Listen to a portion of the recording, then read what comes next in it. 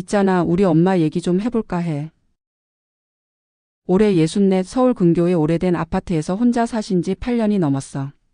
아버지 돌아가시고 나서 혼자 지내시는 건데 무뚝뚝한 줄만 알았던 그분이 그렇게 손이 바쁜 사람이 될 줄은 몰랐지.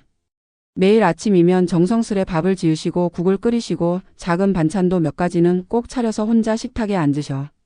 누가 오지도 않는데 말이야. 나는 그걸 보고 처음엔 그냥 고집인 줄 알았어. 아, 엄마가 원래 저렇게 사는 사람이니까. 근데 말이야, 그게 단순히 음식하는 걸 넘어서더라고. 엄마는 밥을 차리는 게 아니라 살리는 분이었어. 그 한 숟갈 한 숟갈에 마음이 담겨 있었고 그 식탁은 엄마의 삶 그 자체였어. 새벽같이 일어나셔서 물 올려놓고 전날 삶아둔 콩나물 데쳐서 새우젓 넣고 무치고 배춧잎 썰어 깍두기 담그는 걸 보고 있으면 그 손이 기계처럼 척척 움직여. 그러다 내가 엄마 이렇게까지 안 해도 돼. 혼자 드시는데 왜 이렇게 정성 들여? 하면 엄마는 빙긋 웃으면서 그러셔. 사 먹는 밥은 배는 채워주지만 마음은 안 채워줘. 이건 내 마음 데우는 밥이야. 그 말 듣는데 울컥하더라. 그 누구보다도 외롭고 쓸쓸했을 엄마가 그 마음을 밥으로 채우고 있었던 거야. 그런데 그 조용했던 엄마 집에 이상한 일이 생기기 시작했어. 냉장고 속 반찬이 너무 빨리 줄어드는 거야. 무조림도 멸치볶음도 엄마가 말하길 내가 이렇게 많이 먹었나? 하시는데 표정이 뭔가 이상했어. 처음엔 그냥 건망증이라 넘기셨지만 날이 갈수록 이상함이 커졌대. 결정적이었던 건 식탁 위에 젓가락이 하나 더 있는 걸 발견한 날이었어. 평소 쓰시던 거 말고 낯선 나무 젓가락. 엄마는 그걸 들고 가만히 앉아 한참을 바라보셨대. 그리고 그날 밤 거실 불을 끄고 조용히 소파에 앉아 기다리셨대. 그리고 밤 11시쯤 현관문이 조심스레 열리더니 누가 조심스럽게 들어왔다는 거야. 부엌으로 가서 냉장고에서 반찬을 꺼내고 전자레인지에 밥을 데우고 익숙하게 앉아서 식사를 시작한 그 사람. 그 모습을 보고 엄마가 불을 켰더니 그 여자가 고개를 들었는데 놀랍게도 우리 언니였대. 첫째 딸 미영이. 언니는 말없이 눈물을 흘렸고 엄마는 입을 틀어막은 채 그 자리에 서 있었다고 하더라. 몇 초 몇 분인지 모를 시간이 흐른 뒤에야 언니가 입을 열었대. 엄마 미안해. 도저히 말할 용기가 없었어. 남편이 사업을 망치고 결국 이혼당하고 아이들은 친정 근처 지인에게 맡겨두고 자신은 제대로 잘 곳도 없어졌는데 엄마에게 손을 벌리기도 사정 얘기를 꺼내기도 너무 부끄러워서 밤마다 몰래 와서 밥만 먹고 갔다는 거야.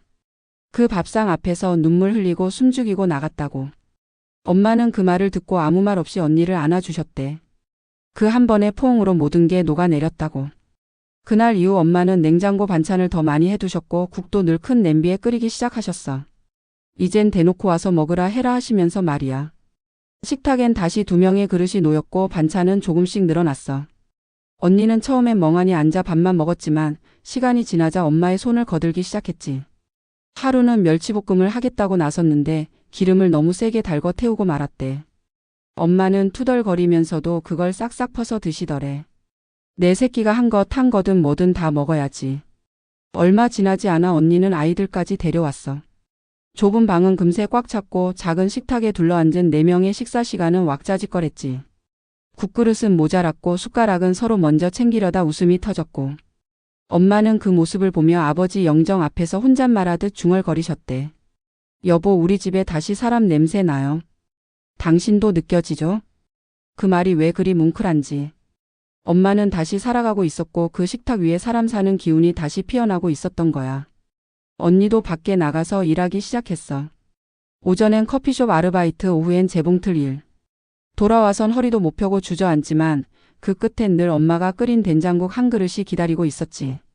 하루는 언니가 그러더래. 엄마, 나 진짜 엄마 밥 없었으면 벌써 끝났을 거야. 이 밥 때문에 숨 쉬고 있는 거야. 엄마는 아무 말도 안 하고 국에 고추장 한 숟가락 더 푸시더래. 이젠 너 입만 맞춰줄게. 그 말 한마디에 언니는 또 울었대. 나는 그 얘기를 듣고 그날 엄마 집 가서 식탁에 앉았는데 괜히 눈물이 나더라. 된장국 한 숟갈 먹는데 목이 메이고 김치 씹으면서 자꾸 그 언니 말이 떠올라. 지금도 엄마는 2사람 이상 밥을 하셔. 3이 될 수도 있고 4이 될 수도 있으니까. 자리는 늘 준비돼 있고 국은 모자라지 않게 끓여져 있어. 엄마는 말하지 않아도 알아. 누가 올지 모르니까. 누구든 언제든 올 수 있게. 그게 엄마의 방식이야. 엄마의 식탁은 그냥 밥상이 아니야. 그건 사람을 살리는 공간이고 무너진 삶을 다시 붙들어주는 밧줄이고 잃어버린 자존심까지 다시 세워주는 사랑이야. 그리고 이제 나도 알겠어. 엄마가 그렇게 매일같이 손에 물 묻히며 만들어 온 그 밥 한 끼가 단순한 한 끼가 아니었다는 걸. 그건 가족을 다시 이어주는 유일한 언어였다는 걸. 그래서 나도 오늘 된장국을 끓여보려 해. 아직 서툴지만 마음만큼은 담고 싶어서. 엄마처럼 누군가의 삶을 살려주는 식탁을 차릴 수 있기를 바라면서.